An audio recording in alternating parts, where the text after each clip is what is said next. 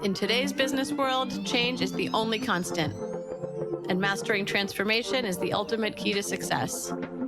Welcome to Shift and Thrive. I'm your host, Natalie Nathanson.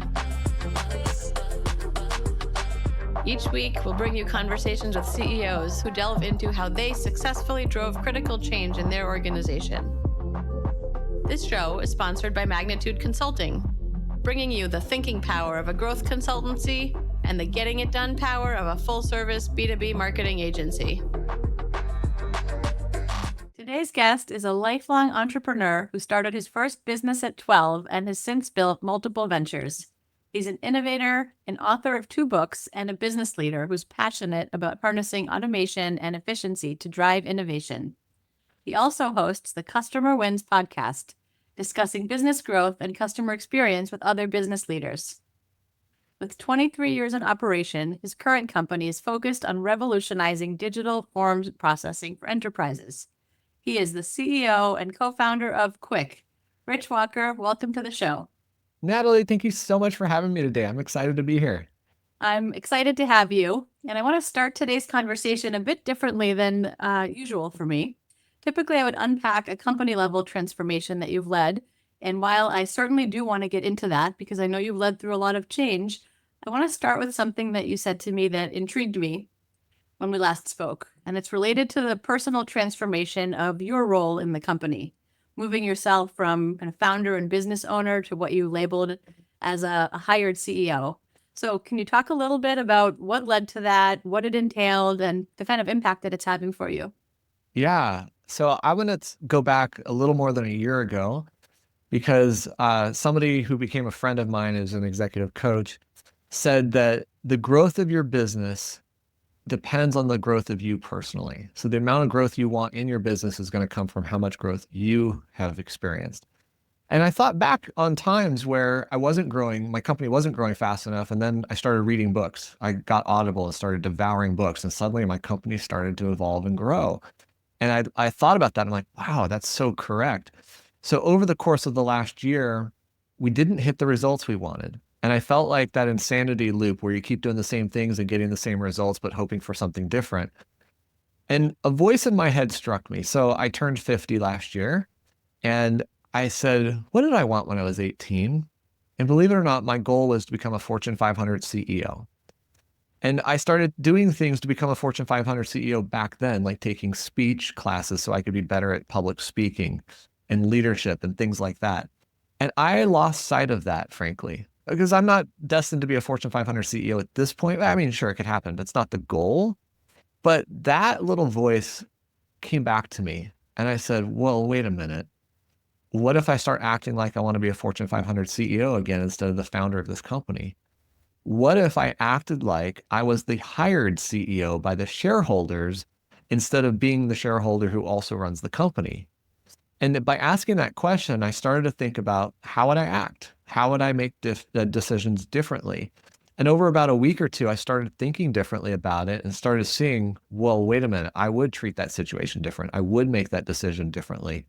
So then I decided, you know what? It's time for me to ditch the persona, the identity of founder, and treat myself like I am the hired CEO and be accountable to the shareholders and the board of directors, even though I'm on it, be accountable to that team as the CEO. And it has led to actually a massive transformation for me because I have made some really, really hard decisions in the past 2 months that I was not willing to make otherwise. But when I looked at it from the hired CEO's perspective, I started to analyze what products make us money, which ones don't. Which ones are profitable, which ones aren't. If we want to double growth, what do we have to do to make that happen? How many sales do we need of each product? What do we need the team to look like? Where do we need to spend our money? And that has caused us to make some pretty big shifts in our organization, in our product focus, and really in our sales focus. And I attribute it all to that one thought of, what if I actually do become a Fortune 500 CEO? How would I act? That's it's tremendous. I find it so fascinating, and I'm sure our listeners will as well. I'm curious, you talked a little bit about, where it came from, like how that notion originated, but what did it look like to get started? Like if me or one of our listeners wanted to go down that path, how would you suggest we start? All right, I'm going to give you a different example altogether because I also have spent from 2012 until uh, 2023, I spent with severe back pain, disability back pain. In fact, if you had met me in July of 23, I was walking with a walker. And in October of 23, I discovered cold immersion baths, cold plunging, which allowed me to heal that inflammation so much that I could go back to the gym and not get injured, which then led me to lifting weights again and helped me see that I could get stronger finally. And because I love that, I decided I really want to pursue that sport of bodybuilding.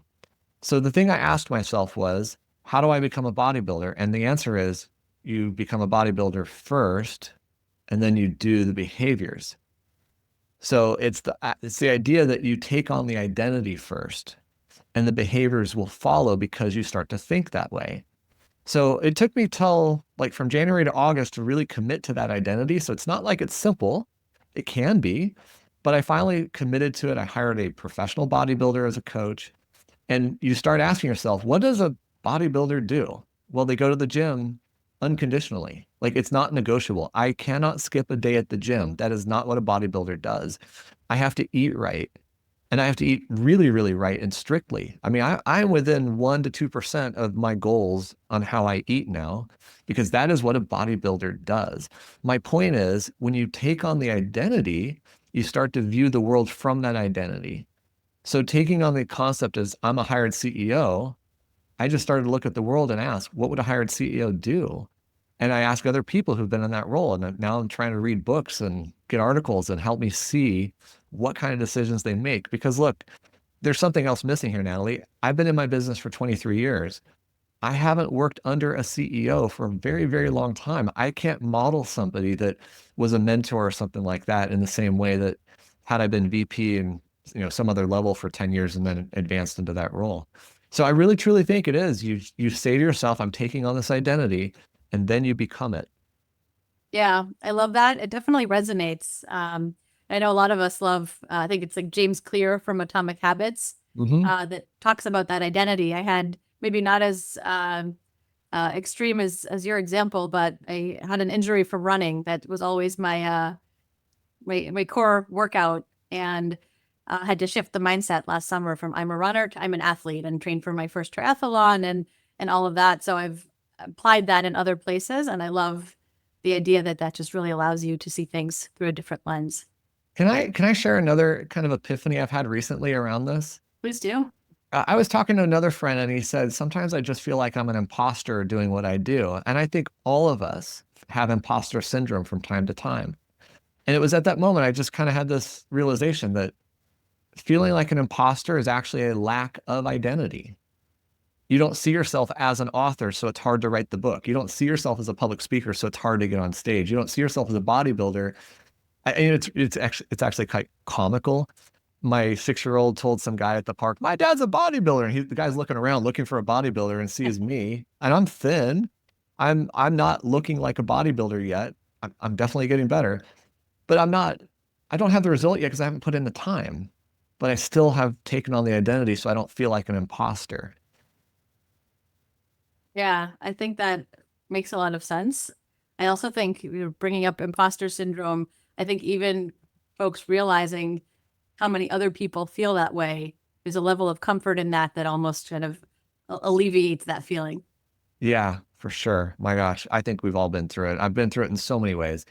I mean, publishing a book is one of them. It took me 4 years after writing my book to actually publish it because I couldn't reconcile how to do that in my head.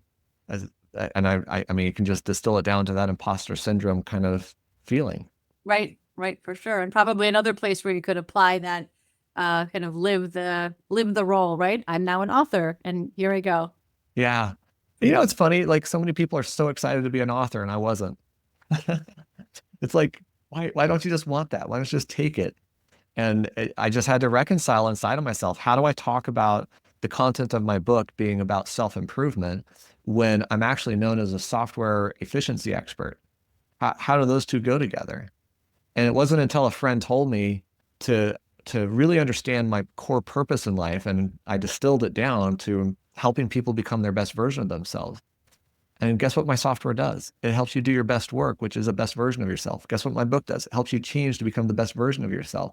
And it became my lightning rod of anything I'm asked to do. If it's not going to help somebody become their best version, I don't have any goal or desire to do it. Yeah, I was on a session in a presentation a few years ago, and it was talking about finding your life's purpose. And a lot of us were just kind of struggling to look at kind of what is that and what are the common threads between our businesses. It was a bunch of entrepreneurs between our businesses, our personal lives, our hobbies. And I had a similar realization. For me, it was creating things that I'm proud of. And that's my Yeah. company, creative endeavors, raising my kids to be good human beings. So yeah, it's interesting when you find that thread, you can bring it through a lot of different facets of your life. Yeah, for sure. I'm curious in this kind of hired CEO role, what would you say was either like the biggest or most surprising kind of positive impact that it's had so far? You know, the positive impact is coming from hard choices, frankly. It was very painful to come to a realization that we had to lay some people off. I don't enjoy that. These were friends. These were people who've been to my company. They've contributed a lot of value, and it's not something I wanted to do. But when you face the hard facts of your business and you look at it from my job is to grow this company, my job is to deliver value to shareholders, then you start to look at it differently. And the outcome of this change is that we're going to go faster. We're going to have freed up resources to go focus on the sales efforts that we really want to drive our company with. Um, and I'll tell you one other one. It's because of that gap, meaning I had to lay off people, I then had gaps to fill. And there's a book I read last year called Who, Not How that's had a great impact on me. And it's really the question of whenever you find yourself saying, how do I solve this problem? What does an entrepreneur do? The founder, they go solve the problem. Oh, I'll learn this skill. I'll learn accounting. I'll learn development, whatever. That book tells you stop asking that question and ask who can solve this problem. And so the result is we've started hiring people, even if they're only fractional, who are absolute experts in their arenas. So we're now building core competencies faster because I'm not training or trying to learn it myself. I'm bringing in people who've developed it over 10, 20, 30 years, and they're bringing it to our company and helping us go faster. So one of the goals we have, which we think is 100% achievable, is now even with a smaller product team, we're going to develop product 3 times faster than we were because that's what experts bring to the table. They're bringing a faster process, a better methodology, more organization, more clarity to the process, and even more team collaboration and more adhesion and focus. All things I want, but couldn't do myself. So finding the who has been so liberating for me. And even though the last couple of months have been exceptionally stressful, I'm now feeling this relief because I'm seeing the teams come together. I'm seeing the process start to take root. And I mean, even last week, I was asking a really, really hard question. So let me answer your question one other way. Having this mindset of being this type of CEO, I'm now looking at the world of, I want to go over there. This is what I want. And I'm not limiting myself by my ability to get there. I'm just saying that's where we're going. And now the question is, who can take us there? And so last week I was asking this very question about it. And I went to a friend and he was like, Rich, this is the problem I solved. Let me solve it for you. It's not even going to cost that much money. Let's go. And it was just this lofty goal that I have. It's still a lofty goal, but they're going to be able to come in and help my company solve it faster and better. I love that. And I think it really, for me, connects the dots with just the whole approach of kind of being that professional CEO where you're used to as kind of the founder, the business owner over the years. You can do a lot of things in the business, maybe some better than others, but we're used to plugging in any holes. And a professional CEO can't always do that, right? That's why they bring in the experts. They're good at what they do. And so I can see where just having that mindset really lends itself to that kind of improvement and optimization of the business. And I think it's going to continue transforming as I keep doing it. I'm going to find other aspects that are empowering me and empowering my team. It's also, I think, one other thing I'm realizing, it's allowed me to step away from details that I used to think I had to have all the information about. And this comes from my CTO that we hired. He's like, Rich, you don't have to participate. In fact, I don't want you to participate in this. Let us do it. We know how. Step away. And said, my job is to free you up to go do what you do best. I'm like, wait a minute. My company's mission is to empower people to do their best work. You're going to empower me to do my best work. That's the kind of team I want. People who empower me to go do what I do. And meanwhile, I'm empowering them to go do what they do so well. Yeah. You were talking about faster product development. Can you talk a bit more about what that's looking like? Yeah. So in software, there is a standard methodology called Scrum, and the best companies use it. We have attempted to use it. We have attempted to apply it to our company. And it's kind of ironic because my engineering team came to me probably back in like 2015 and said, hey, we need to be Scrum. So I went and read the books and I said, okay, let's do it. Now, what happens as a founder? I read the book and thought, I can implement this. I've learned enough. I'm smart enough. I'll just go do it. It didn't take. My team took the things they liked, and I didn't have the skill set or knowledge to drive into make sure they did the things they didn't like, which is the full process. So we have been Scrum in name only, not actually in practice. And so this is what our CTO and the product owner, they're experts at this. They've done this for company after company after company, and they're implementing a full Scrum process. And the great thing about Scrum is that it creates autonomy. The product team is its own team, and they will have autonomous capability to decide how they work, what they work on. Each member can choose what they're going to work on, which means they get to do the things they're excited about, which then creates the best outcome for them and us. And it also means they're making decisions without this oversight or waterfall approach. So I don't have to be in there saying, hey, do this now and do that, or no manager does. The team figures it out.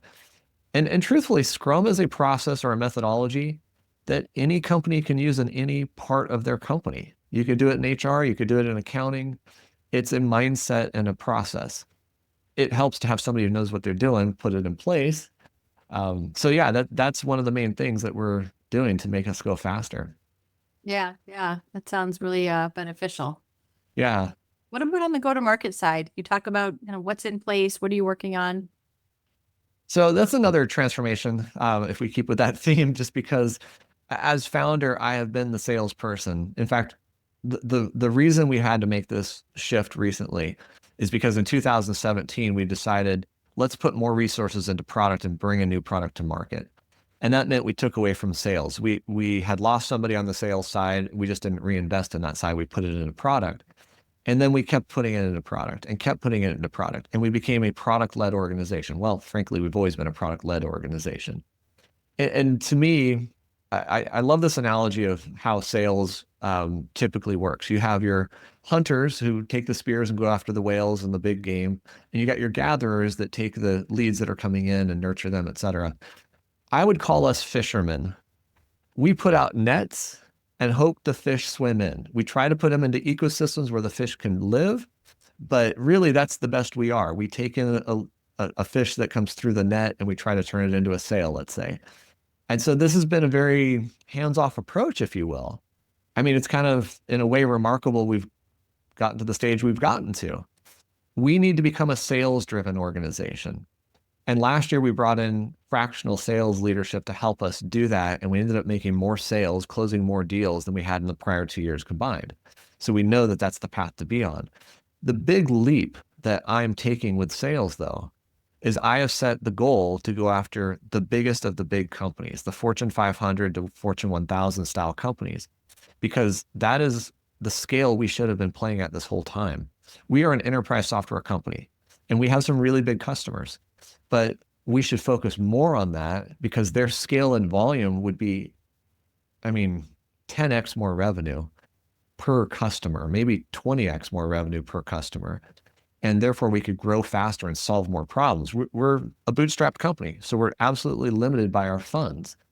So therefore, if we go after that kind of sale and we're really close to winning our first one already, then I think that we're going to grow faster. And that's that big how question, like how would we do that? And I don't have to answer that question anymore. I have people who do know how to do that are coming on board to help that happen. I'm optimistic, Natalie. It doesn't mean it's going to work right. It doesn't mean there's not going to be challenges and struggles and we're going to go through teams or whatever. But I am now committed to this vision because lots of companies sell to the Fortune 500. So we're going to become a company that sells to the Fortune 500. That's what we're going to figure out how to do.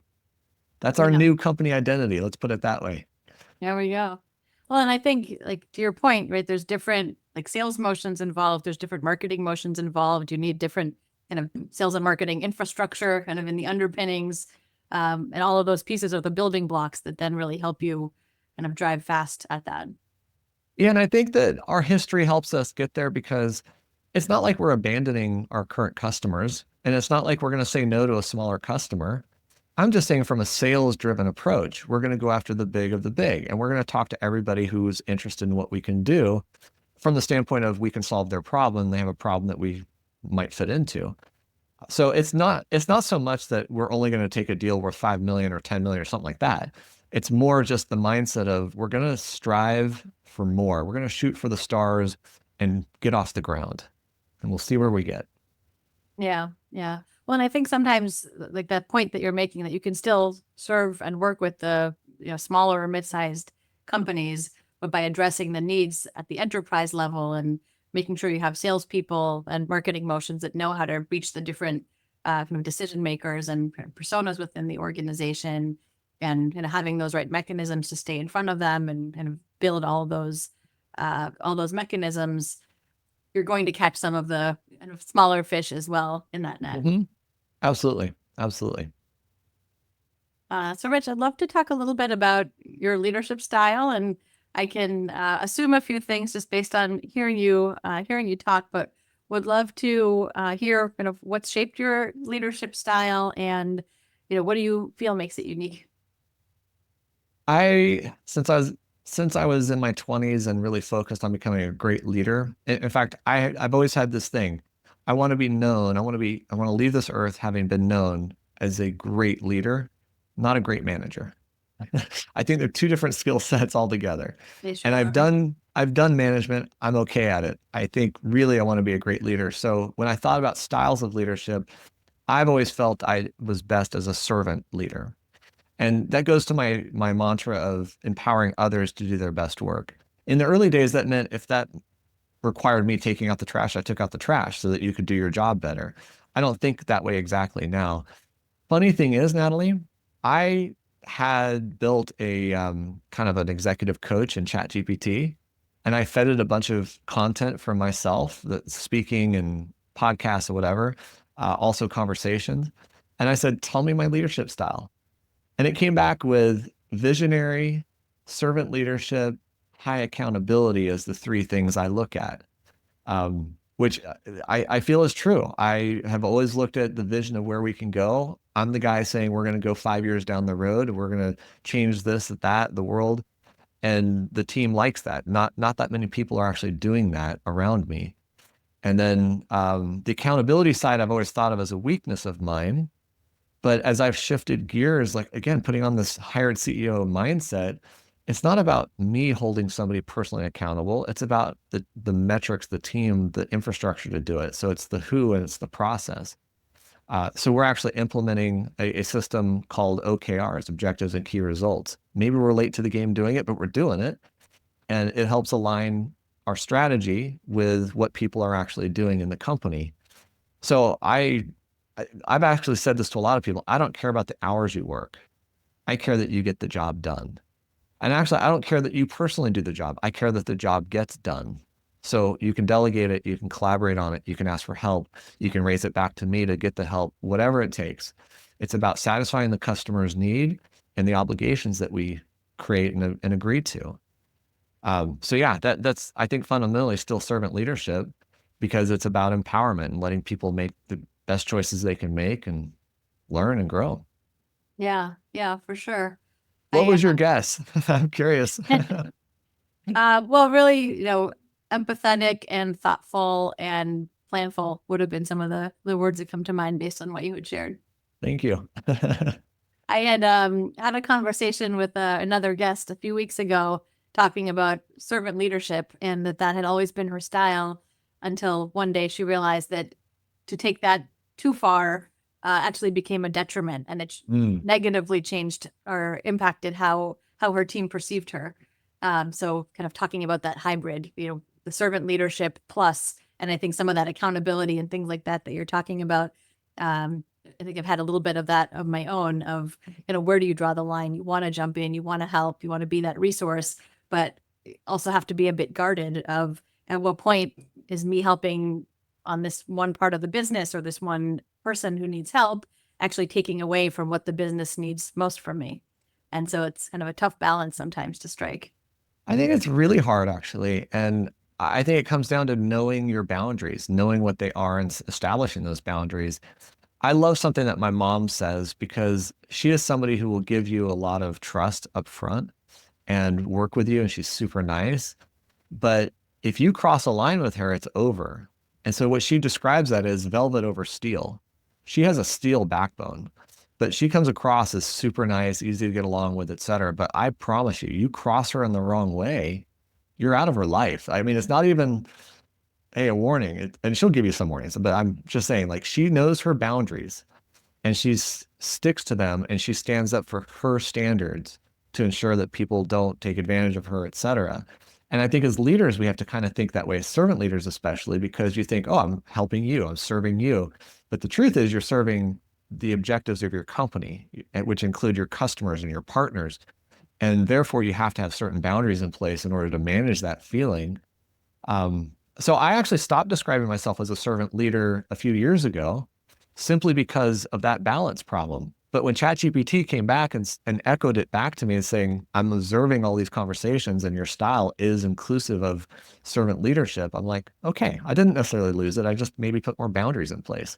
Yeah, yeah, I like that. I have not heard that way of thinking about it with the velvet over steel. But it does resonate, and it resonates with me for my own leadership style as well. And maybe soften the steel part a bit. Maybe it's like aluminum or copper or something a bit softer.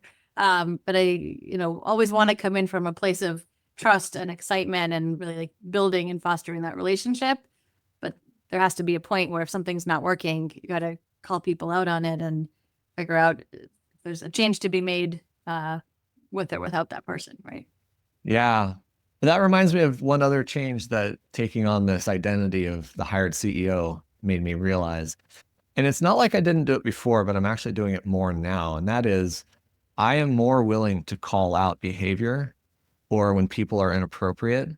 It's not like I'm offended. I'm very hard to offend. It's more that I'm seeing things for what they are more clearly without emotion. And I'm not necessarily subjugating myself below what they're doing and just accepting it as what it is. I'm calling it out and saying, we could communicate better. We could accomplish this process better. And therefore, we're seeing improvements as well, because I'm willing to say the hard thing and make sure it is heard and seen so we can address it. And it doesn't mean I'm right.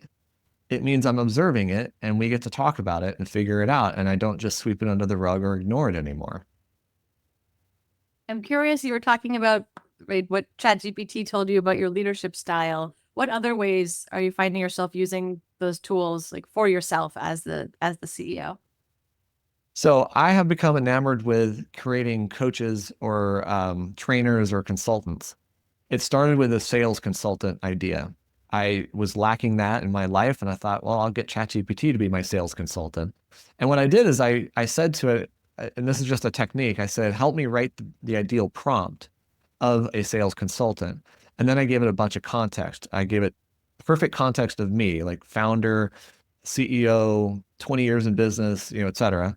And then at the end of my prompt, I said, ask me questions. What do you need to know in order to fulfill this goal of a perfect sales consultant prompt? It gave me a list of 21 questions, which I then answered verbally, recorded it, and gave the transcripts back into ChatGPT. And after that process, a few more questions came out. After answering all that, it gave me this beautiful prompt, which I then used to create a custom GPT and reuse over and over again. I also now had this content that I had spoken for 4 hours of recording practically to answer these questions. Well, that content became written text I could use with any GPT. And now it fuels other things that we do, like if we're talking about marketing. But the sales consultant was so powerful because it could analyze our sales calls and tell me what we're doing right or wrong, better, worse, et cetera. It could see things that I wasn't paying attention to because I'm presenting or whatever. It could help me with strategy. We could feed it a profile of a customer, and with our own insights about ourselves, it could come back and say, here's maybe a strategy to approach this customer. It also gave me training materials. So I've taken that concept to other ones. I've built an executive coach. We built an OKR coach because we're implementing OKRs. I'm like, well, why shouldn't we have a coach that can read our OKRs and critique them and help us write them better? And I think this mindset of investing into your company using ChatGPT to come give you expertise in various areas is really, really powerful. Because now I took my executive prompts and I gave it to my entire team. And I said, you could have your own coach.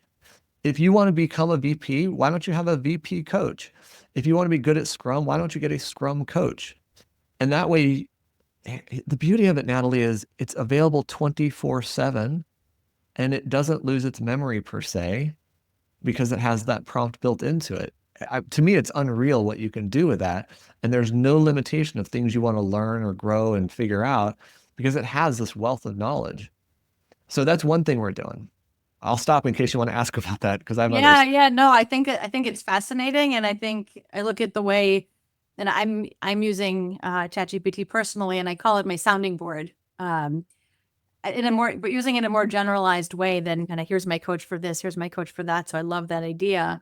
I have certainly found that as I get more, the more I give it, the more I get out of it, which you know that intuitively, you hear that, but to actually experience that, I think shows why it's so important to invest that time to really, train it up and give it all of the right background. And, it takes time to stop and really do it the right way, but you get so much more out of it. Yeah. So here's the other thing I think a lot of people may not be thinking about, especially leaders who are just busy trying to run their company and telling others to go figure out AI, et cetera. You have to make an investment into the process. And I want to make this a little bit more clear. Everybody has access to the same chat GPT that I do. That's just status quo. Everybody has access to it. Therefore, what's the difference? The difference is you and your data. And what is your data? I think most people, when they hear, oh, data, it's big data, like, oh, I've got 10,000 transactions I could cull through and find trends, or 1 million transactions. Or what. Yes, you could develop new processes and new products that way. That's amazing. But what other content do you have?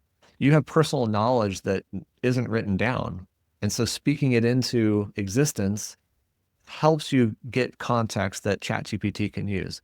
But also you start thinking, well, wait a minute, how would I categorize my data?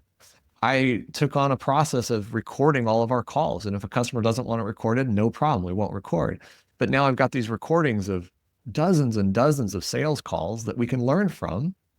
And so what you have to do is start thinking about how would I build a repository of data I could use with AI, whether you use it now or in the future. How do I start building up that data set? It's not just the data you have in your current systems. It's other data you could be capturing, like recording calls with your team, with partners, with sales, et cetera, or like a podcast like this.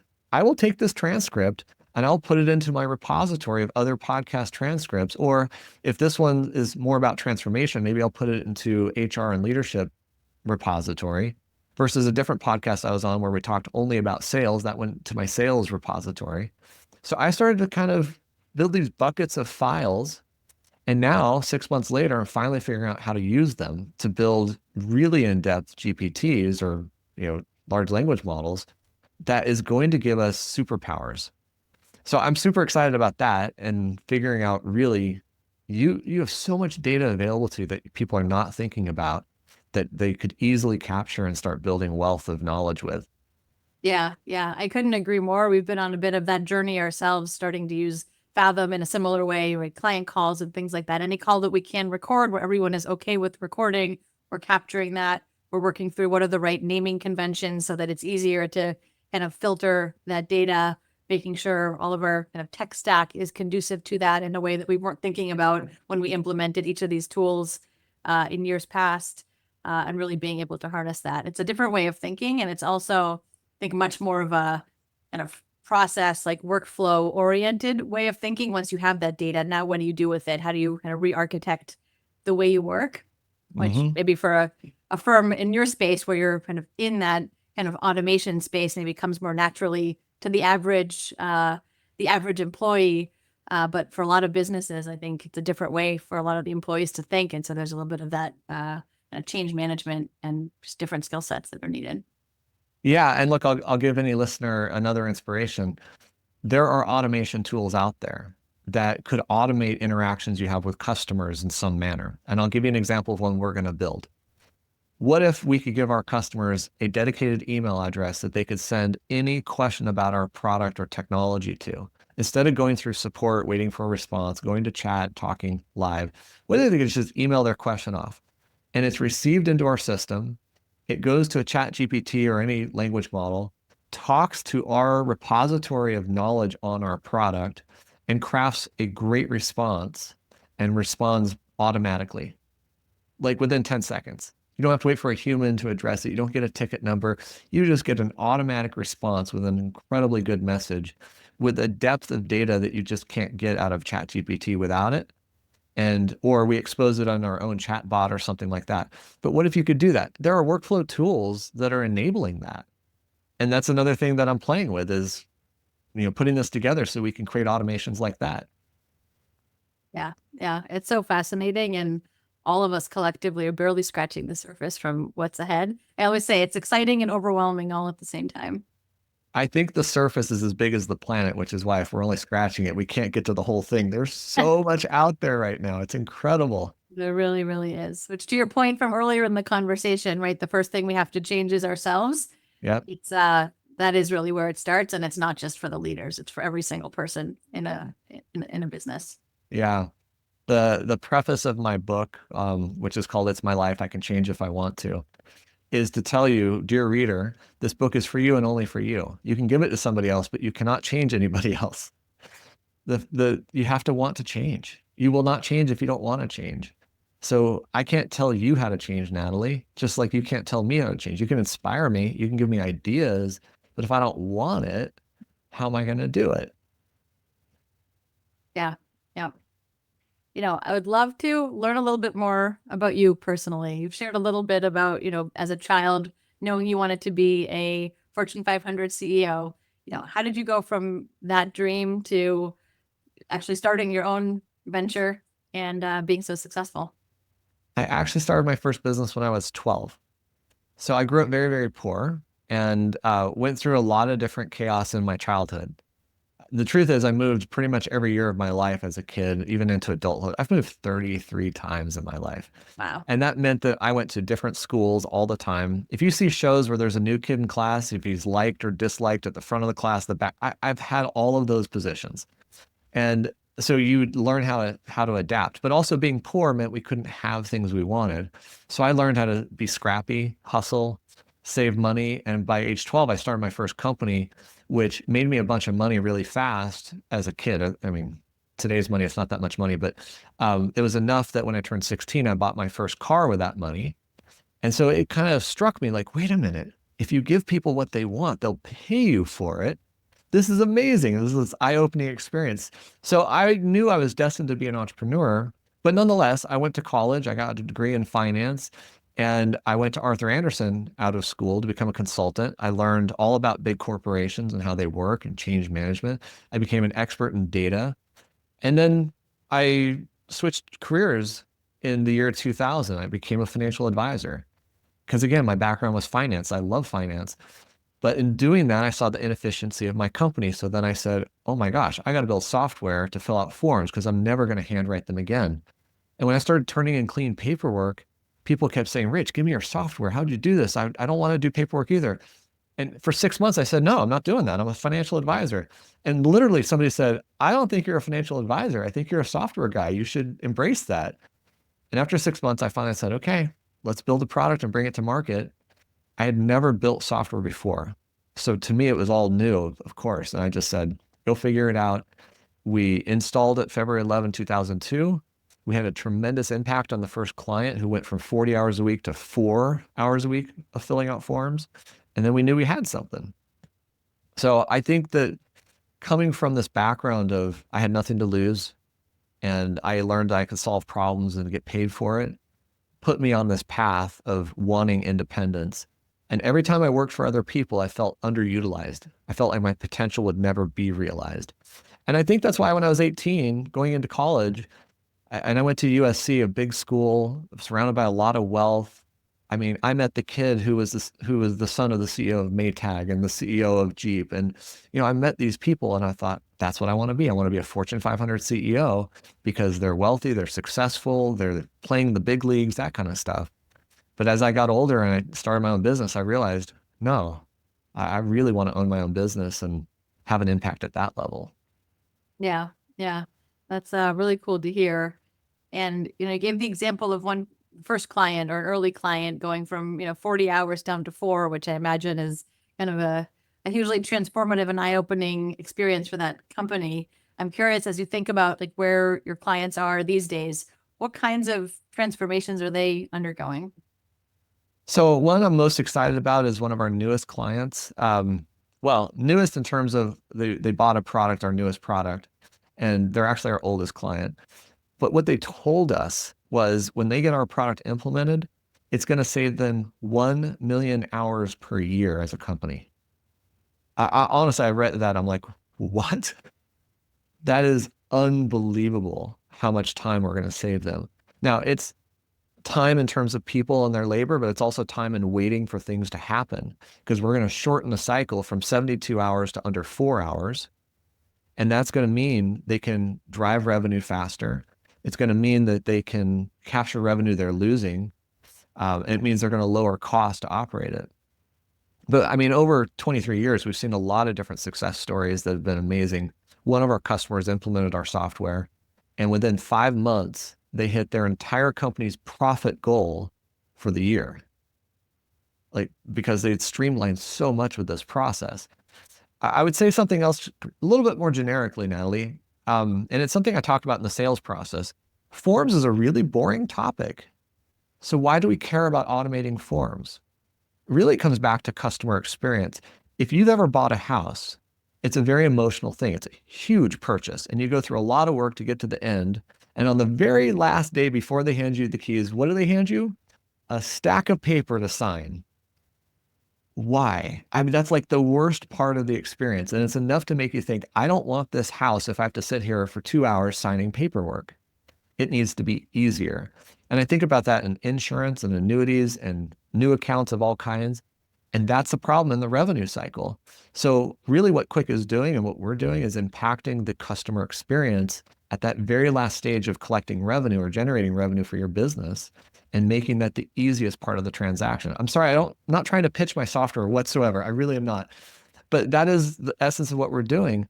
And Gartner Group, Microsoft, and McKinsey back in June of 23, they've all published studies that have demonstrated over time the companies that focus on improving their customers' experience are the ones that drive growth in their business. Like there's no better correlation between growth and some other factor that you can improve. So it doesn't have to be about forms. If you can improve how they onboard, if you can improve how they talk to customer service, if you can improve how they engage with your product for the first time, any part of that customer journey that you can improve will drive the growth of your business. And to me, that is super exciting. And our history has shown that our customers in the industry have grown on average of 7% compared to the industry at 2%. So it's a huge difference.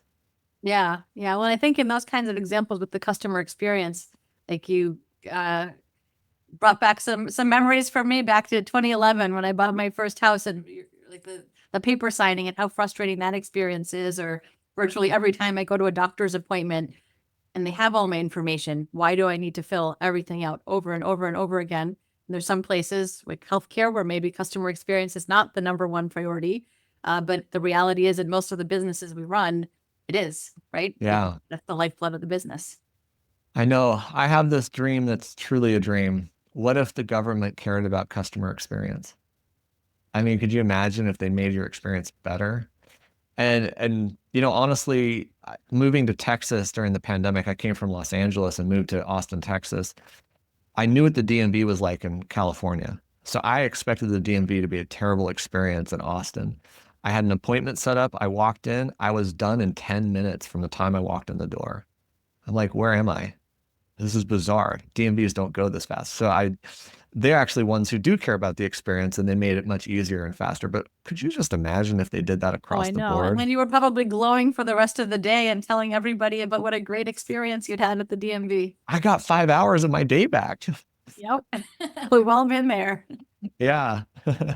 So Rich, I'd love to ask you maybe a more introspective question as we near the end of our time today, and really thinking about, everything you've done in your career. If you were talking to your younger self right now in your first ever leadership role, what would you tell yourself?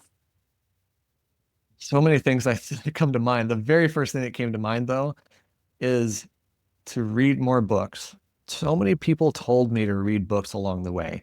And the truth is, Natalie, I don't like to actually read, pick up a book and hold it and read it. And it's partly because in my brain, I have two processes going at all times. So if I read, that's a distraction to the brain that the other one takes off and does whatever it does. So in college, I had to listen to music in order to study.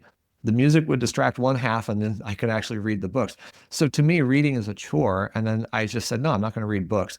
But there was also an arrogance about that. I was like, I already know everything. I'm smart. I'll figure it out. And in 2000, I don't know, 14, 13, somewhere in there, I got Audible for the first time and started listening to books. And that was perfect because I could drive and listen. I could work out and listen. I could do stuff and listen. Oh my gosh, I started reading book after book after book. And my company started to grow at 50% a year, year over year. And I know it's because I was investing in learning things like how to execute, how to lead, how to tell stories, etc.